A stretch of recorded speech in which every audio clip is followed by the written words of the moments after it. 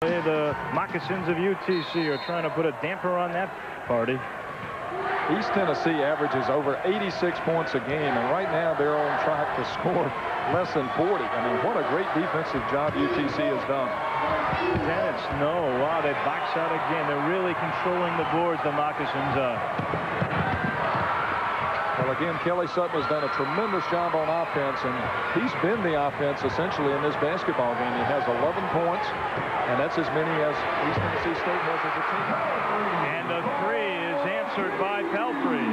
Oh, did East Tennessee need that? His first points, and it's a 4-point game. That gets the East Tennessee fans back into it. Well, they're such an explosive team. It doesn't take long for them to put points on the board, and that again is something that worries Mac McCarthy. Again, away from the basketball, the second foul on Telford. His second, team 7. That's the 7th. It's 1-and-1 time. Wisconsin, Green Bay. Oh, they're a terrific team with Tony Bennett and his father-son combination. That's a great combination. Yeah. It's kind of interesting seeing more and more of that, I think, as time goes on. Would you like to coach your son? Well, I'd like to recruit my son. Save a lot of travel.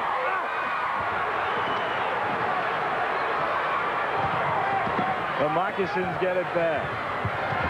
The lowest point total in a half this year for East Tennessee is 24, and there's Snead again. He's playing terrific off the bench tonight, but he's accepted that role. Great catch by Snead, but give Kelly Sutton credit for the assist. Telford, look at the rebound, then stripped by Sutton, and he picks up the foul. That's his second. A reminder coming up, Southwestern Louisiana, the Ragin' Cajuns against the Bulldogs of Louisiana Tech. The champion, of course, goes on to the NCAA. Lots of fun on championship week. It's been a busy day around ESPN today, all the championship games.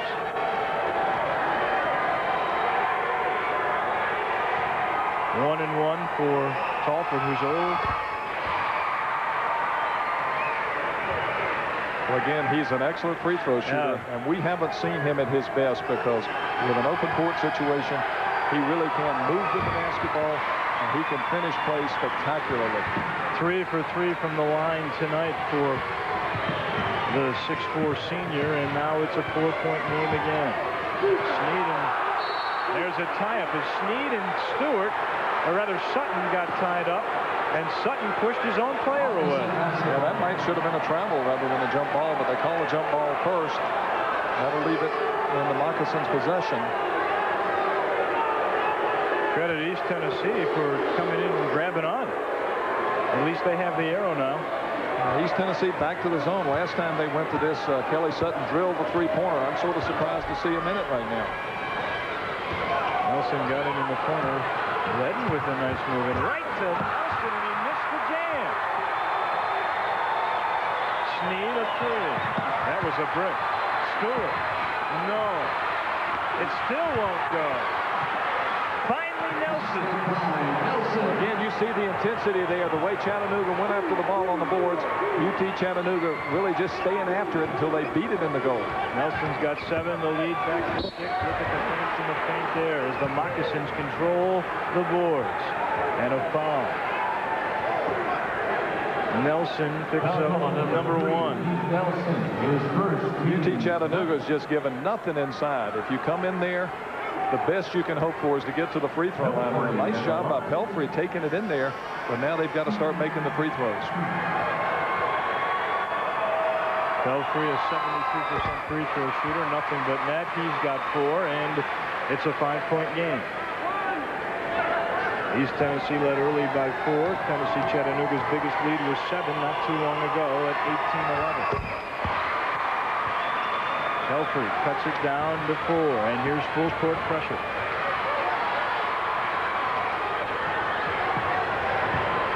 With plenty of time to spare across that 10-second line.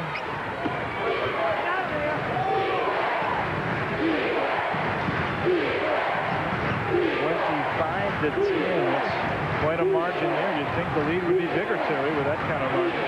Well, a lot of those have been offensive rebounds, and they were missed shots, and they missed them again and again and again until finally they got it in the basket, and those rebounds add up, and they're not very effective. Little upset there in the Atlantic 10. Snead will take a rest, well-deserved.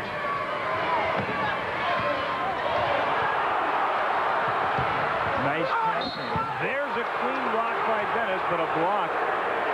It's called on Pelfrey, and that's the third on Jerry Pelfrey.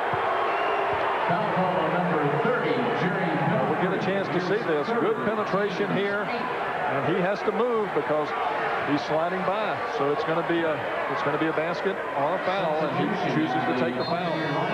Sending Stewart to the free throw line. Stewart is another player who's not a great offensive player. He only takes what's there, and that's how he saw the opening to the basket and took advantage of it. 3-point play.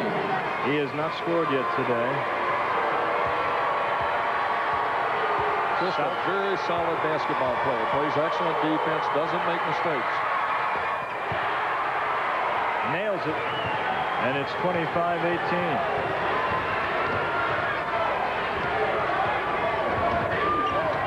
Dennis one-on-one, nothing there. Now Crawford's wide open. He didn't hesitate. He may have gotten fouled. Stewart got there late, and of course he did knock Calvin Talford down. Sutton will kick it out. Patience, and there's good defense right there. Just quick hands on the part of English. English leads this team in steals, and he does have quick hands. He gets a lot of deflections, and that's important to coaches.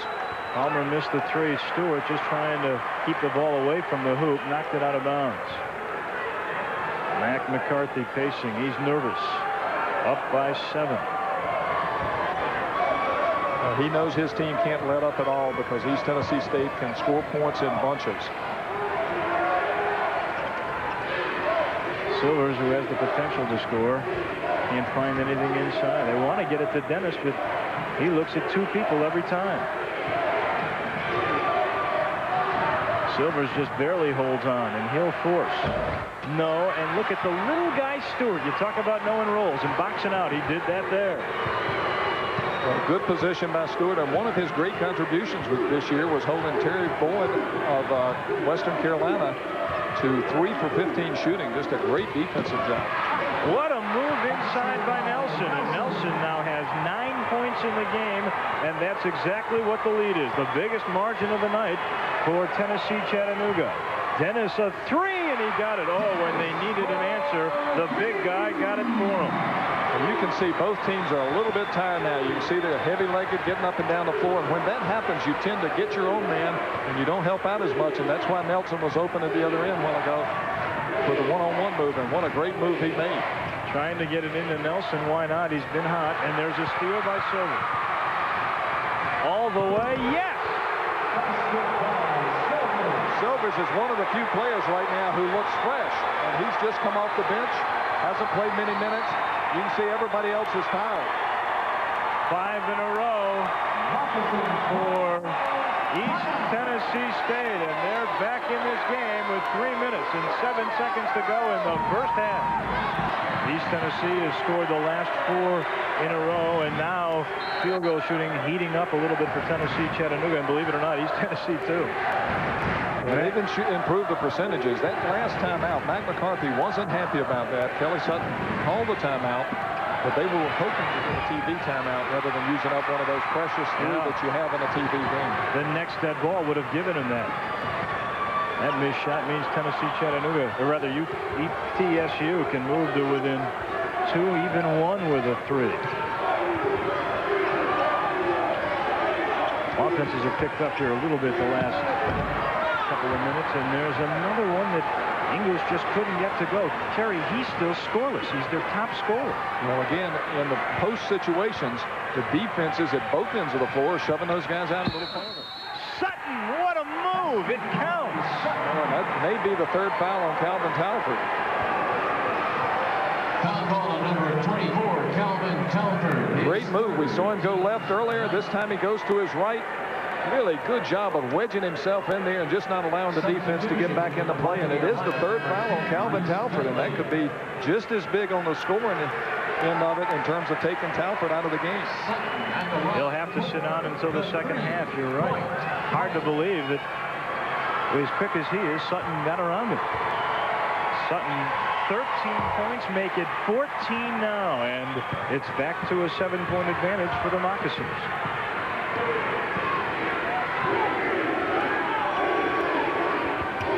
Nice. English again couldn't get it to go, and did you see the defense by Redden? Well, that's what you should do, though. East Tennessee State going to their strength, UTC taking it away from them. Great block. Sutton, no room to breathe, and they called it.